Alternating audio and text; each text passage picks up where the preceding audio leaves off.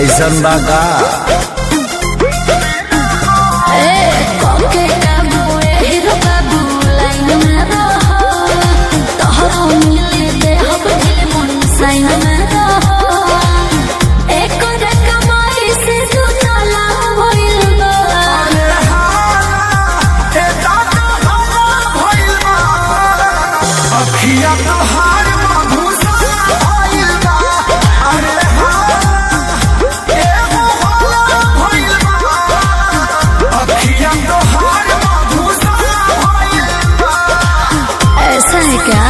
Yes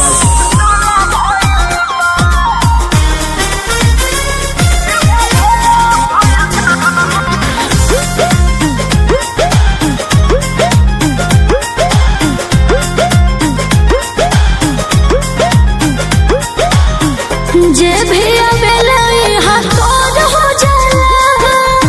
केहू केहू घर से बेघर हो जाला बुझला तू तो दोसरे चीज बड़ हो आला फड़ा के बीच बड़ हो हमर से चर्चित मोहला भइल बा अरे हाँ ए दादा हाँ भइल बा अखिया तोहार मधुशाला भइल बा अरे हाँ ए हाला भइल बा अखिया तोहार मधुशाला भइल बा। अच्छा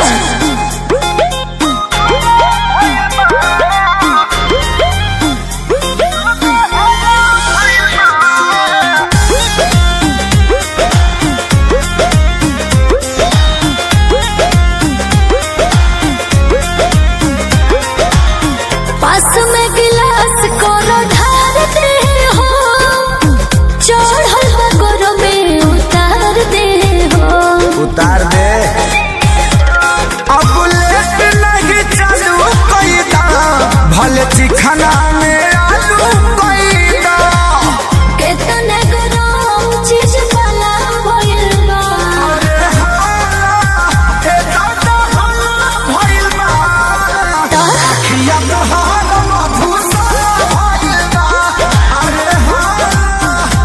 ए हाला भइल बा अखिया तोहार मधुशाला भइल बा। हमारे चैनल को सब्सक्राइब और लाइक करें।